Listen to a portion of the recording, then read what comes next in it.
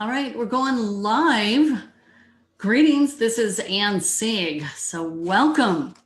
Just kicking this off a little bit early and giving people an opportunity to roll in and, dare I say, even warm up. Yeah. Now, for those of you who do not live in the Midwest and off to the East Coast, you may not be aware, but some folks right now are experiencing minus 60 below wind chill, minus 60 below. So that's why we're just starting this a little bit early. So let everybody warm up as they find their way in here. Okay. All right. So I'm just going to share a little bit with you. So I am from Minnesota, born and raised, and I'm going to show you something on my phone. Okay. So I currently now live in Arkansas, 23 degrees, but you can see in St. Paul, it's minus 18, but I think they have added on to that a wind chill of like 20 or 30 below. So they're at like minus 56 right now. So I don't know if you can see that. All righty. Okay. So welcome everybody. Again, this is Ann Sieg, and welcome to the Voice of E-Commerce, which is the broadcasting arm of the E-Commerce Business School. That's the page you're on right now. And our goal is to display to the public that we are real people who have a go-giving community that supports and empowers each other. So I'm thrilled to have you here, and I'm gonna help take your business to the next level with this edition of the Voice of E-Commerce. Well, let's get to it. What are we talking about here today? It's 10 tips for gaining wealth mastery in your business. And just the use of that word wealth, not everyone is entirely clear on what that means. And that's all about the ability to make finer distinctions. You know, I didn't say for gaining money in your business, for gaining wealth mastery. All right.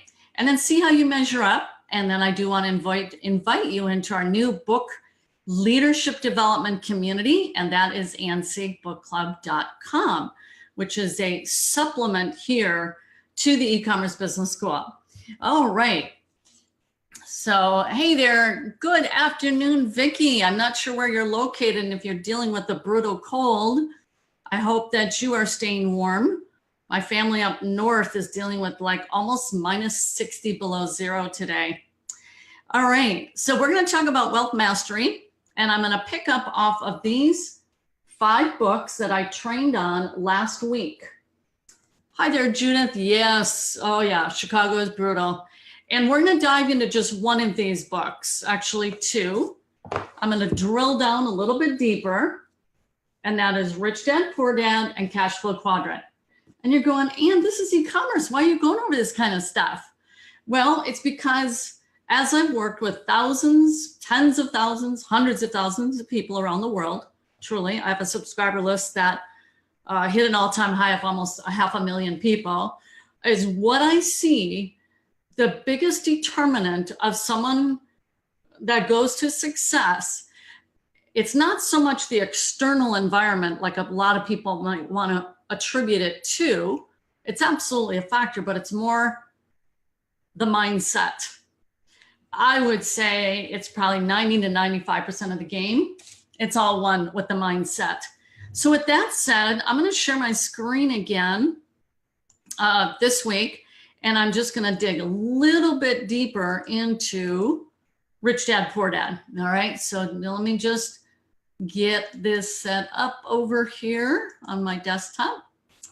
And I didn't do it quite right. Just hang tight, hang tight. Let me know how you're doing today. How's everybody doing? All righty, and then I'm going to be able to show my screen right there. And then you guys can let me know if you could, write in the comments section below if in fact you see that. New Hampshire, well, that's gotta be cold, Vicki. Absolutely. All righty, so you guys write in the panel or in the comment section, do you see that? All righty.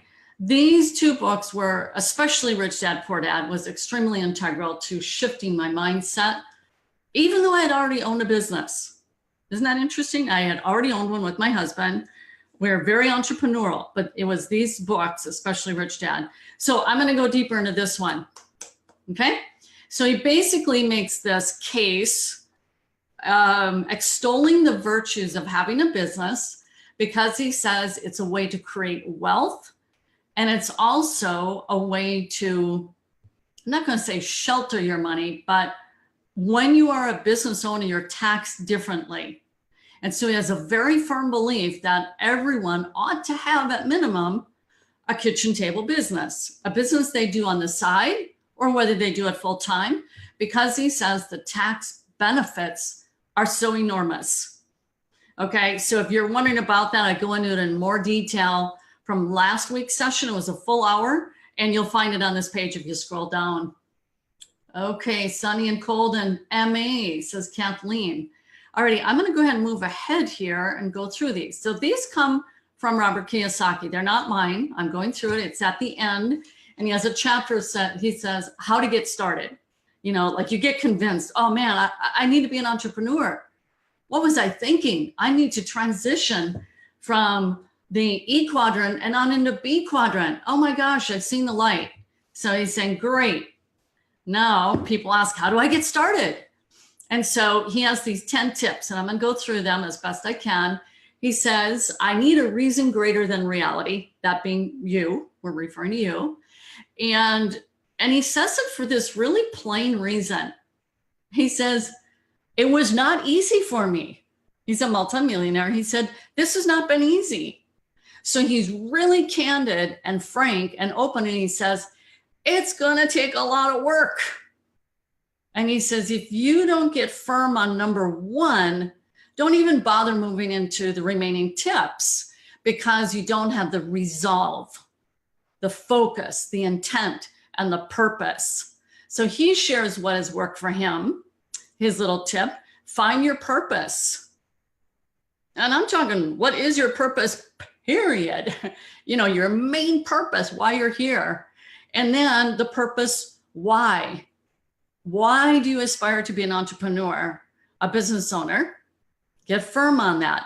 And he says, as he did this exercise, it came out to be a combination of what I want and what I don't want. And kind of this list, comparing, contrasting, working for someone else and then working for himself and being able to create his own business. Okay, if this isn't grappled through, he says it's just game over. You see this. I see it all the time. People say, well, I'll try. I'm going to give this a try. And I'm like, well, you already got your answer. You may as well just close the book and say, I'm not going to do it, because you're going to hit rigors. You're going to be tested. You're going to be challenged. You're going to have to use your noggin for some problem solving. And then what needs to overcome all that, hitting hurdles, having to work harder and longer, is, yeah, but I'm really determined. So he gives an example of a gal who is going for the Olympics as a swimmer. Then you got to be sacrificing friends with that, or time with your friends, and all sorts of sacrifice. So you have to be able to have this firm before you move on. This is why I go through this exercise in our new member orientation, by the way. If you don't get this figured out, Kiyosaki says, please just don't even read further. Just close the book. All right, so we'll move on. Number 2 is I choose daily. That every day is a day for new opportunities. And every day you have choices to make. That fork in the road that presents itself how many times on any given day? You know what, man, I'm tired. I'm just going to go lay down, or, oh man, put in some hours this evening. You know what? I'd rather just chill out and do XYZ. We have choices, and we are rewarded upon those choices that we make, be they good, bad, or ugly. Very firmly and staunchly, he says underneath this point, number 2, and by the way, as I'm extolling on these, hi there, Betty, cold in St. Louis. Okay, we don't have anyone from the Bahamas coming in, I notice, or to rub it in for us. Anyways, as I go through these, maybe give on a scale of 1 to 10, how aware are you of this? So choosing daily, being volitional. No, I made a commitment. So mine was when I came online and I was developing a particular skill set, mine was my boys will not see me fail. No, not my boys. They're not going to see their mama fail. And that became enough of an emotional driver that I chose to attach value to that. Not everyone's going to see that as a value driver. For me, it was, because I thought that's a good life example for my kids. Go out and get them, right? And that really, really motivated me. And I just leveraged it. So you have to find yours, okay? Let's move on. I want to watch the clock and keep this to 10 minutes. Oh, pick up the pace a little, right? Okay, did I just lose my page with you guys? I think I did. What happened there? Let me get back to you guys. There we go. All right, so he says invest first in education. You folks are definitely doing that. Number 3, how about this one? Choose friends carefully. Parents, we say that to our kids, right? The power of association. Who you hang around with is who you have a tendency to become. Then he gives a warning. These are all straight from the book. This is not me. He says, don't listen to poor or frightened people. And you might be thinking, well, wait a minute, that's me though. So then you become aware, right? But this is a point of reference in every way, shape, and form. The books you read, the people you talk to. Poor or frightened? Are they going to take you to where you want to go? No. Okay, so you have to be volitional. And it's no like you don't like the person or anything like that. It's you are protecting and preserving you. No one else is going to do it. You have to set up these gatekeepers, these parameters, these filters, and you halt. And you can be polite and, it comes through your feed and there's something negative. You just choose to ignore it. You're talking to someone and you can see the poverty mindset coming through. And you go, oh, I don't want to absorb that into my psyche. I think I need to move on. Okay, so that's his advice. Number 4. Oops, hang on. Now the volume just popped down on my computer. Okay, hey there. Hi, Candida. All right, and Robert, there you go. Kathleen saying weekly goals. Beautiful. 4, I love this one. Master a formula and then learn a new one. You become what you study. So whatever you happen to put your heart and your mind into, be that your training course, what you watch on TV, anything, obviously this segues on investing in education, is you're going to become that. So you want to make sure that the outcomes of whatever is being taught to you, that you're putting mental energy, spiritual, emotional energy into, is going to take you on your wealth mastery, right? So master a formula.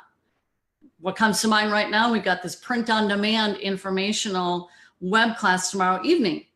There is a formula. Brian Cummings is going to go through that. It is a proven formula. He's mastered it. So you can follow in his footsteps because he's mastered it. All right, let's keep moving on. Number 5 is pay yourself first. So this is the power of self-discipline. If you cannot control yourself, do not try to get rich. So what he's talking about is having that discipline of using a budget, whatever it may be, that from your work, you're keeping something that is for you. And in particular, he wants you to devote it to asset building. And assets are things that put money into your bank account and not money out.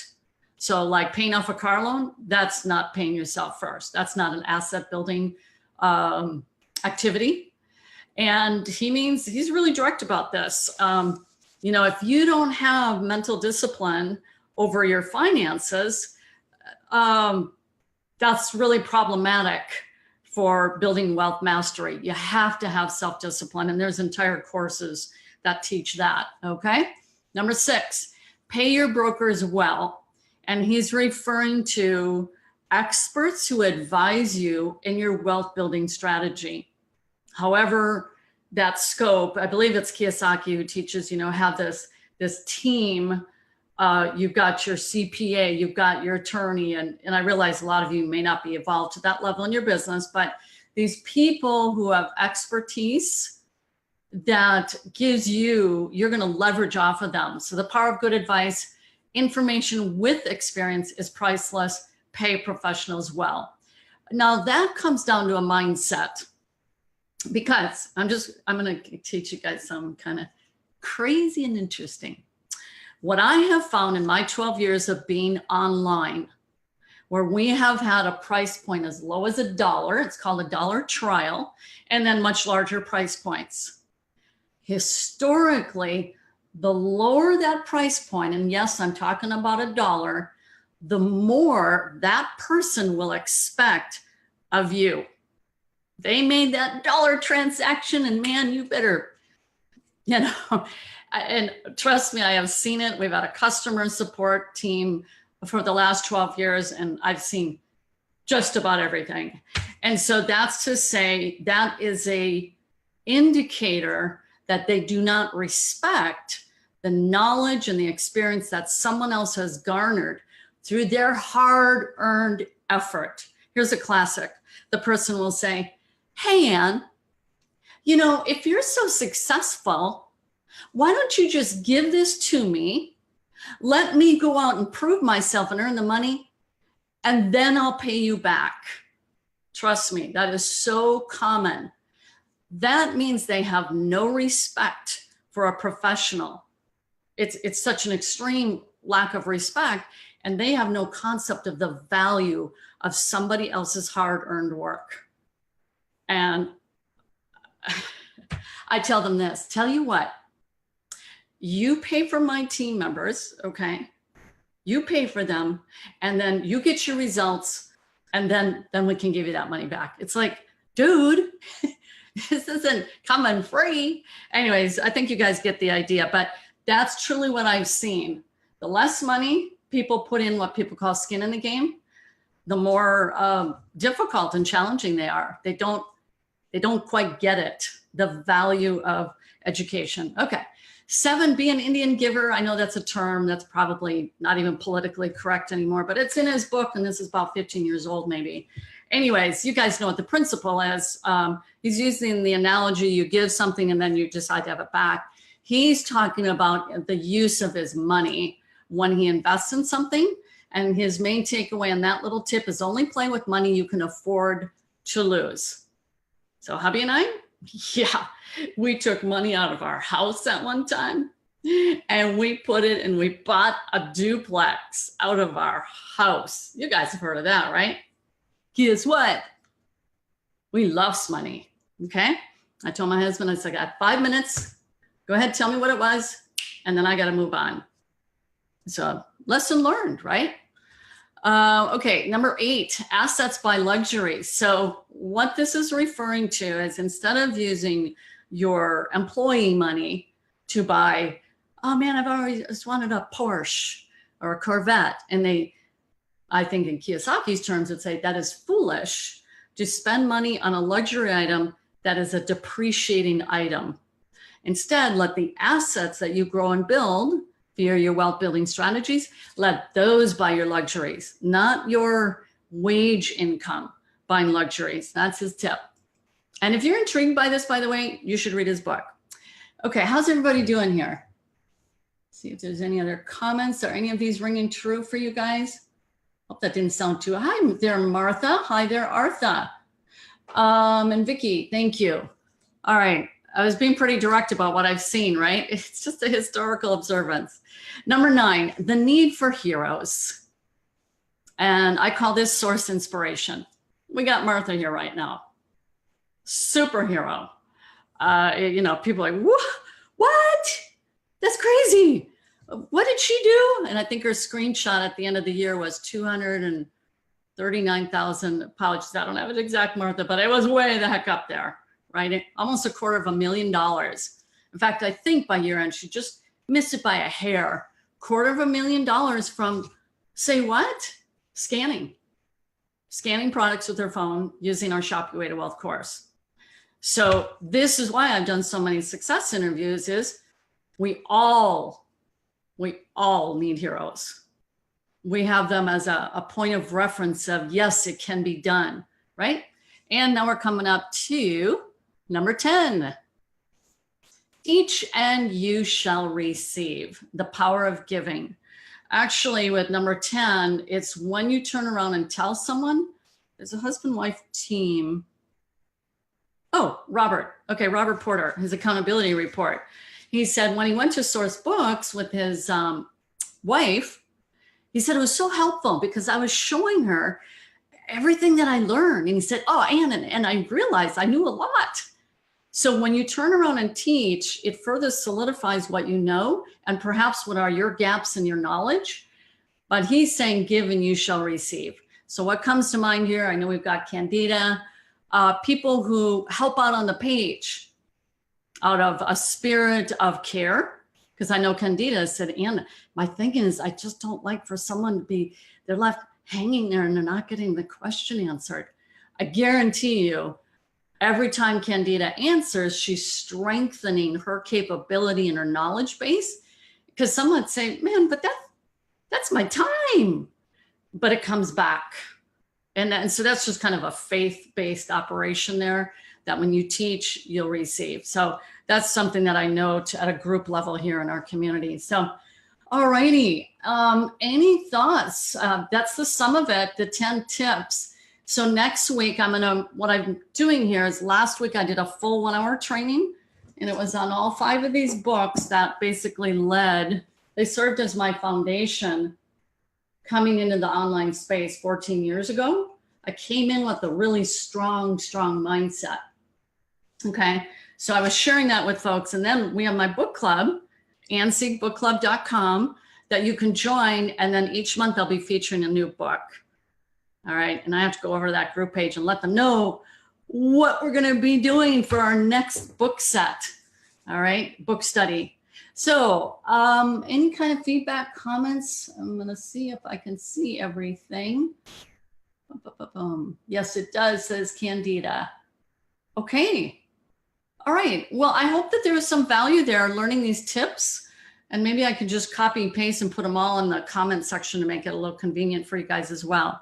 All right. Well, go out, do awesome things. And please, those of you in the bitter cold, which is about 80% of you, stay safe. Stay indoors. That's my take on it. All right. Till then, God bless everybody. Bye-bye.